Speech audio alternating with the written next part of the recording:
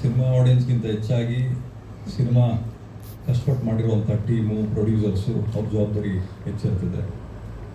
ಎಲ್ಲರೂ ಅವ್ರವ್ರ ಜೀವನ ನೋಡ್ಕೊಳ್ತಾರೆ. ಆದರೆ ನಿರ್ಮಾಪಕ ಅನ್ಸ್ಕೊಳೋದು ಮಾತ್ರ ಎಲ್ಲ ಖಾಲಿ, ಅಂಗಡಿಯೆಲ್ಲ ಖಾಲಿ ಆದರೂ ಅಂಗಡಿ ಹೊರಗಡೆ ನಿಂತಿರ್ತಾರೆ. ಸೊ ಹಂಗಾಗಿ ಇವತ್ತಿನ ಸಿನಿಮಾ ಜಾಲಿ, ಇಡೀ ಟೀಮ್ಗೆ ಆಲ್ ದಿ ಬೆಸ್ಟ್ ಹೇಳ್ತೀನಿ ನಾನು.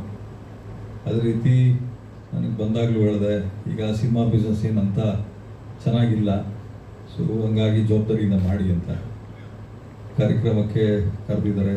ನಾನು ಅವ್ರಿಗೆ ಧನ್ಯವಾದ ಹೇಳ್ತೀನಿ.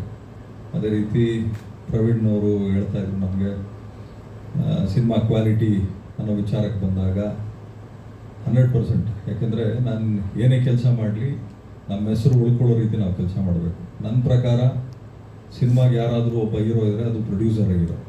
ಇದು ಯಾರೇನು ಮಾತಾಡಿದ್ರೂ ಪರವಾಗಿಲ್ಲ, ನನಗೆ ಅನಿಸಿರುವಂಥದ್ದು. ಏಕೆಂದರೆ ಯಾರೇನೇ ಕೆಲಸ ಮಾಡಿದ್ರು ಬಿಟ್ಟರು ಕೂಡ ಅಲ್ಟಿಮೇಟ್ಲಿ ಅಟ್ ದಿ ಎಂಡಲ್ಲಿ ದುಡ್ಡಿದ್ರೆ ಮಾತ್ರ ಸಿನಿಮಾ. ದುಡ್ಡು ಹಾಕೋನಿಗೆ ಫಸ್ಟ್ ಗೌರವ ಸಿಕ್ಕಿದಾಗ ಇಡೀ ಸಿನಿಮಾಕ್ಕೆ ಗೌರವ ಸಲ್ದಂಗೆ ಆಗ್ತದೆ. ತದನಂತರ ನಿರ್ಮಾಪಕರು, ಆದ ನಂತರ ನಿರ್ದೇಶಕರು ಬರ್ತಾರೆ. ಡೈರೆಕ್ಟರ್ಗಳಿಗೆ ಒಂದು ಕ್ಲಾರಿಟಿ ತಲೆಯಲ್ಲಿರಬೇಕು.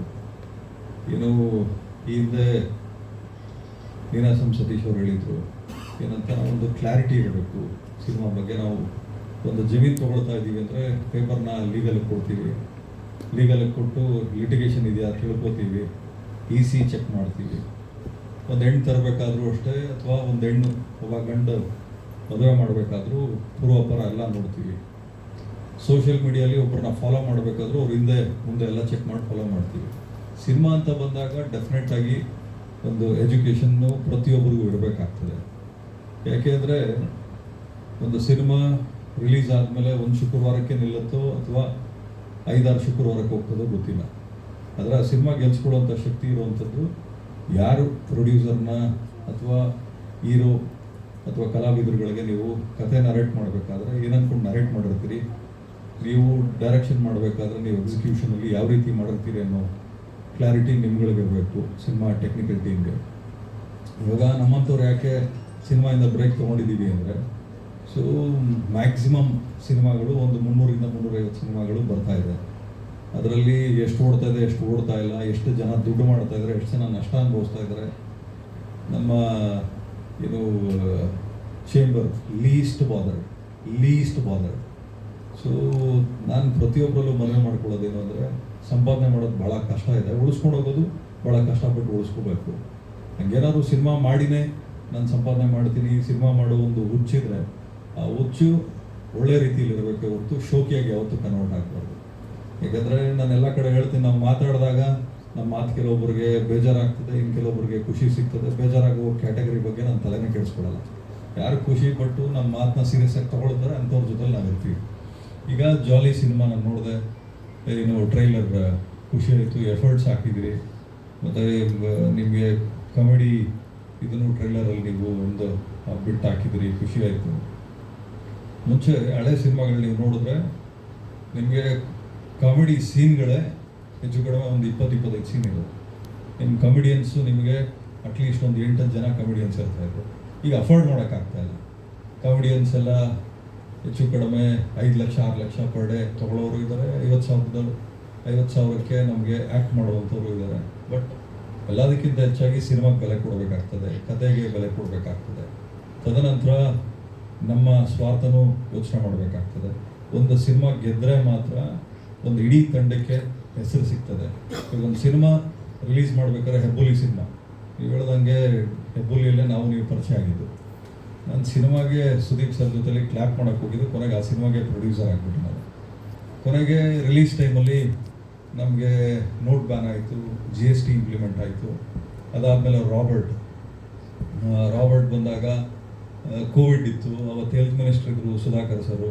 ಅವ್ರ ಹತ್ರ ಹೋಗಿ ರಿಕ್ವೆಸ್ಟ್ ಮಾಡಿ, ಸರ್ ಸಿನಿಮಾ ರಿಲೀಸ್ ಮಾಡ್ತಾಯಿದ್ವಿ, ಮತ್ತೆ ಥಿಯೇಟ್ರ್ ಏನಾದರೂ ಕ್ಲೋಸ್ ಮಾಡ್ತೀರಾ ಅಂತ. ಇಲ್ಲಪ್ಪ ಇನ್ನೊಂದು 3 ವೀಕ್ಸ್ ಇಲ್ಲ.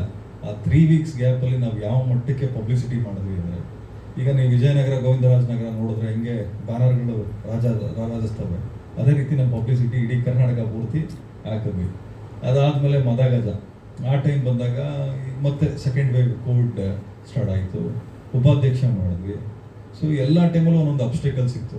ಏನೇ ಅಬ್ಸ್ಟೇಕಲ್ಸ್ ಇದ್ದರೂ ನಮಗೆ ಬರುವಂಥ ದುಡ್ಡು ನಮಗೆ ಬಂತು, ನಮಗೇನು ಗೌರವ ಸಿಕ್ತು, ನಮ್ಮ ಗುರಿ ಏನಿತ್ತು ಅಲ್ಲಿಗೆ ನಾವು ಡೆಫಿನೆಟಾಗಿ ತಲುಪಿದ್ವಿ. ಯಾಕೆಂದರೆ ನಮ್ಗೆ ಇಲ್ಲಿ ಕ್ಲಾರಿಟಿ ಇತ್ತು.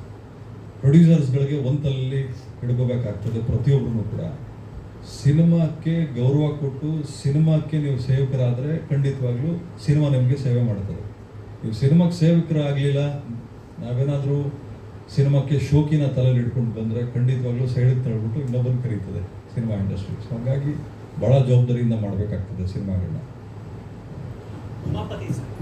ಮಾಡಿದ್ದಾರೆ ಡೈರೆಕ್ಟರ್ ಆಗಿ ಕೂಡ ರೆಸ್ಪಾನ್ಸಿಬಿಲಿಟಿ ಸಿನಿಮಾ ಮೇಲೆ ತೋರಿಸಿದ್ದಾರೆ. ಭಾಳ ಖುಷಿ ಆಗ್ತದೆ. ಬ್ರಿಡ್ಜ್ ಯಾದವ್ ಅಂತ ಹೆಸರೇ ಭಾಳ ಚೆನ್ನಾಗಿದೆ ಪ್ರೊಡ್ಯೂಸರ್ದು. ಮತ್ತು ನಾಗಮಣಿ ಅಂತ ನಾಗವೇಣಿ ನಿರ್ಮಾಪಕರು, ಹೀರೋ ಕಮ್ ಡೈರೆಕ್ಟರ್ ನೀವೇ ಇದ್ದೀರಿ. ನೀವು ಸಿನಿಮಾ ಬಗ್ಗೆ ಹೇಳ್ಬೇಕು. ಮೊದಲನೇದಾಗಿ ಇಂದಿನ ಜಾಲಿ ಟ್ರೇಲರ್ ಲಾಂಚ್ ಕಾರ್ಯಕ್ರಮಕ್ಕೆ ಬಂದಿರುವ ಶ್ರೀಯುತ ಉಮಾಪತಿ ಶ್ರೀನಿವಾಸ ಅಣ್ಣ ಅವರಿಗೆ ನನ್ನ ತುಂಬ ಹೃದಯದ ಸ್ವಾಗತ. ಏನಂದರೆ ಇವತ್ತು ತುಂಬ ಬ್ಯುಸಿ ಶೆಡ್ಯೂಲ್ಸಲ್ಲಿ ಕೂಡ ಒಂದು ಹೊಸ ಪ್ರತಿಭೆಗಳಿಗೆ, ಇಲ್ಲಿರೋರೆಲ್ಲ ಆಲ್ಮೋಸ್ಟ್ ಹೊಸ ಪ್ರತಿಭೆಗಳೇ, ಅವ್ರಿಗೆ ಸಪೋರ್ಟ್ ಆಗಲಿ ಅಂತ ಅವ್ರು ಬಂದು ನಿಂತಿದ್ದಾರೆ. ಸೊ ಅದೇ ನಮಗೆ ಒಂದು ದೊಡ್ಡ ಶಕ್ತಿಯಾಗಿ ಇದೆ. ಸೊ ಅಣ್ಣ ಹೇಳಿದ್ದೆಲ್ಲ ಕರೆಕ್ಟು, ಹೌದು. ಇತ್ತೀಚೆಗೆ ಹಲವಾರು ಜನ ಥಿಯೇಟ್ರಿಗೆ ಬರ್ತಾ ಇಲ್ಲ, ಧಾವಿಸ್ತಾ ಇಲ್ಲ. ಬಟ್ ಒಂದು ವಿಷಯ ಏನಂದರೆ ಅಣ್ಣ, ಥಿಯೇಟ್ರ್ ಹತ್ರ ಬರ್ತಾ ಇಲ್ಲ ಅಂದ್ರಲ್ಲ, ಅದಕ್ಕೆ ನಮ್ಮ ಮನೆಯಲ್ಲಿ ಎಲ್ಲರ ಮನೆಯಲ್ಲೂ ಪೂಜೆ ರೂಮ್ ಇರುತ್ತೆ. ಸೊ ಎಲ್ಲರೂ ಪೂಜೆ ಮಾಡ್ತಾ ಇರ್ತಾರೆ. ಬಟ್ ದೇವಸ್ಥಾನಕ್ಕೆ ಹೋಗೋದು ಯಾರೂ ಬಿಡಲ್ಲ. ಯಾಕೆ ಅಂದರೆ ಅಲ್ಲೊಂದು ವೈಬ್ ಸಿಗುತ್ತೆ. ಸೊ ಅದೇ ರೀತಿ OTT ಪ್ರತಿಯೊಬ್ಬರ ಮನೆಯಲ್ಲೂ ಇರುತ್ತೆ. ಫೋನು ಎಲ್ಲರ ಇದರಲ್ಲೂ ಎಂಟರ್ಟೈನ್ಮೆಂಟ್ ಸಾಕಷ್ಟು ಬರ್ತಾ ಇದ್ದಾವೆ. ಆದರೆ ಆ ಥಿಯೇಟ್ರಿಗೆ ಹೋಗೋ ವೈಬು ಮತ್ತು ಒಂದು 2-3 ಅವರು ಅವ್ರಿಗೆ ಆ ಚಿಂತೆ ಎಲ್ಲ ಬಿಟ್ಟು ಮತ್ತು ಅವ್ರಿಗೆ ಏನು ಟೆನ್ಷನ್ಸ್ ಇರುತ್ತೋ ಅದನ್ನೆಲ್ಲ ಬಿಟ್ಟು ಅವ್ರು ನೋಡ್ತಾರಲ್ಲ, ಆ ಒಂದು ಫೀಲು ಅವ್ರ ಮನೆಗಳಲ್ಲಿ ಕೊಡಲ್ಲ. ಸೊ ಹಾಗಾಗಿ ನಾನು ಪ್ರೇಕ್ಷಕರಲ್ಲಿ ಕೇಳ್ಕೊಳ್ಳೋದು, ಥಿಯೇಟ್ರಿಗೆ ಬಂದು ಸಿನಿಮಾ ನೋಡಿ ಅಂತ ಈ ಥರ ಹೇಳೋಕ್ಕೆ ಇಷ್ಟಪಡ್ತೀನಿ. ಮತ್ತು ಇಂಥ ಲೆಜೆಂಡ್ರಿ ಪ್ರೊಡ್ಯೂಸರ್ ಬಂದು ನಮ್ಮ ಸಿನಿಮಾಗೆ ಇವತ್ತು ಟ್ರೈಲರ್ ಲಾಂಚ್ ಮಾಡಿದ್ದಕ್ಕೆ ತುಂಬ ಧನ್ಯವಾದ ಅಣ್ಣ. ಹೋಲ್ ಜಾಲಿ ಟೀಮಿಂದ ಧನ್ಯವಾದ.